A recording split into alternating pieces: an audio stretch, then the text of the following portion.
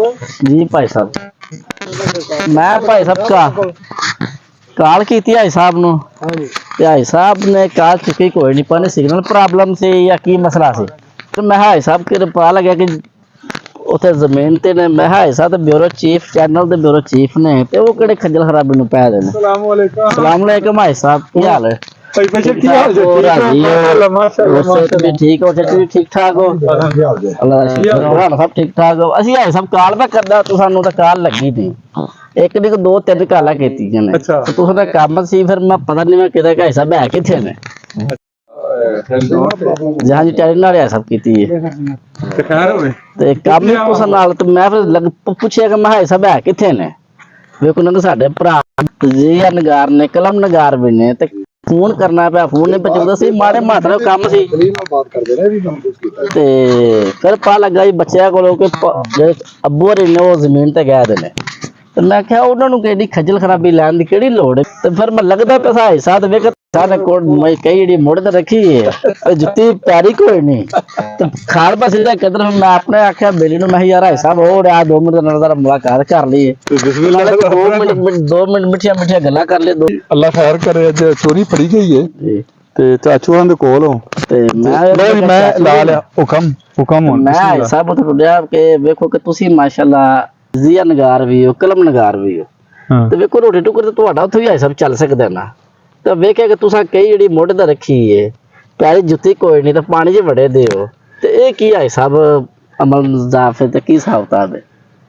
बिस्मिल्लाह रहमान रहीम। बर साहब हकीकत वे कहंदे ने कि सच आखां ते भजनी खाखां, डरदी सच ना आखां। मैं नहीं चाहता कि मेरे भाई जेडे ने कोई जनाब मेरी कोई जाती जिंदगी दे टच देना। ते फिर मैं वेखे कि तुसी जुत्ती पैरी कोई नहीं, मोड़ी जो कई जेडी मुड़ ते नहीं मेरी हाल दे विच तुसी मैं अर्ज करना बर साहब गुजारिश है वे सब तो पहला ते अल्हम्दुलिल्लाह अगर मैनू इज्जत मिली है तो साफत च मिली है। अल्लाह ने बड़ा एक नां कढ़िया, बड़ी इज्जत तो नवाजिया। ते मैं साफत नू बिजनेस नहीं बनाया, साफत नू जरिया माश नहीं बनाया। बिल्कुल तुहाडी गल मैं बल्कि बर साहब मेरी सुन लो, मैं साफत नू इबादत समझ के कीता है, मजलूम दी आवाज बन के सीता है। ए मेरे चाचू सन बर साहब तुसीं बेहतर जानदे हो, तुहाडे भी चाचू लगदे ने। ये मुसीबती सन ते मेरे तो ज्यादा दुख कोई नहीं समझ सकता, लोकां दे माड़े दा दर्द कोई नहीं समझ सकता, मजलूम दी हार मेरे तो ज्यादा कोई नहीं समझ सकता। मैं साफत अगर ज्वाइन कीती है तो सिर्फ और सिर्फ एक मजलूम दी आवाज बनने वास्ते कीती है, एक जालम दा हथ ढकन वास्ते कीती है, जालम दी सरकोबी वास्ते कीती है। एक चीज तो एक साफत दा जेड़ा ना।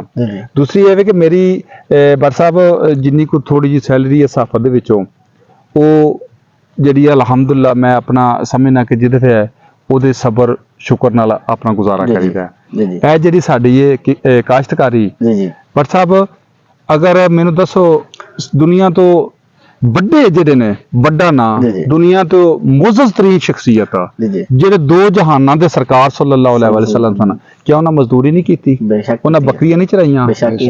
ठीक है, तो ये मेरे ख्याल कबाहत को नहीं असी की असी तो उन्होंने चाचू कदमां दी खाक वर्गे भी नहीं है।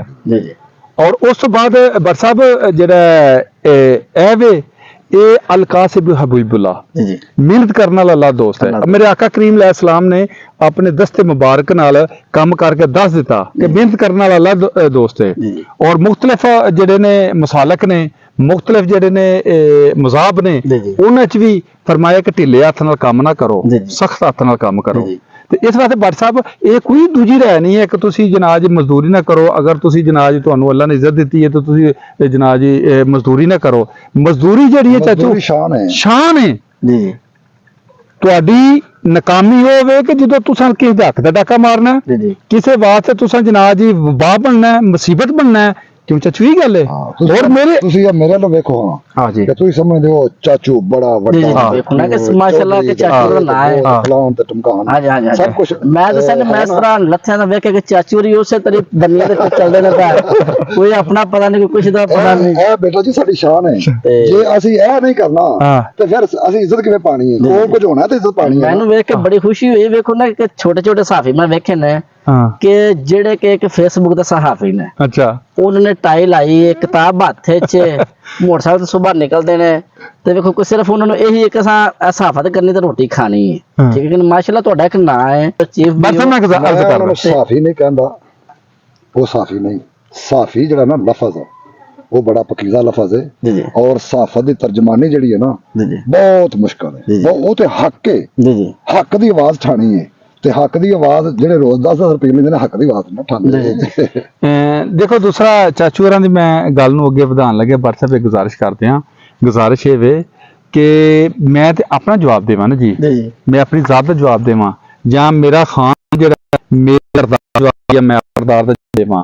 ਅਗਰ ਅੱਜ ਸਾਨੂੰ ਬਾਉਜਦਾਦ ਦੀ ਤਰਬੀਅਤ ਇਸ ਤਰ੍ਹਾਂ ਕੀਤੀ ਹੈ ਜੀ ਜੀ ਕਿ ਬੇਟਾ ਆਪਣੀ ਮਜ਼ਦੂਰੀ ਮਿਹਨਤ ਕਰੋ, ਰੱਜ ਕੇ ਖਾਓ, ਯਾਨੀ ਕਿ ਗੋਲਿਆਂ ਤਰ੍ਹਾਂ ਕਮਾਓ ਤੇ ਰਾਜਾਂ ਤਰ੍ਹਾਂ ਖਾਓ। ਜੀ ਜੀ ਇਸ ਵਾਸਤੇ ਭੱਟ ਸਾਹਿਬ ਮੇਰੇ ਵਾਸਤੇ ਕੋਈ ਇਹ ਮੈਂ ਨਹੀਂ ਰੱਖਤੀ। ਸਾਫਾ ਜਿਹੜੀ ਹੈ ਮੈਂ ਜਾ ਕੇ ਆਪਣਾ ਪਾਰਟ ਟਾਈਮ ਕਰਨਾ ਵਾ ਆਪਣਾ ਜਨਾਬ ਜੀ, ਉਹਦੇ 'ਚ ਜਿਹੜੀ ਉਹ ਮੇਰੇ ਕੋਲੋਂ ਹੋ ਸਕਦੀ ਹੈ ਮਜ਼ਲੂਮ ਦੀ ਆਵਾਜ਼ ਵੀ ਬਣੀ ਦੀ ਹੈ, ਉਹ ਜਿਹੜੀ ਹੈ ਮਾਫੀ ਹੈ ਉਹਦੇ ਖਿਲਾਫ ਜਨਾਬ ਜੀ ਸੀਸਾ ਪਲਾਈ ਦੀਵਾਰ ਹੋ ਕੇ ਵੀ ਖਲੋਵੀ ਦਾ।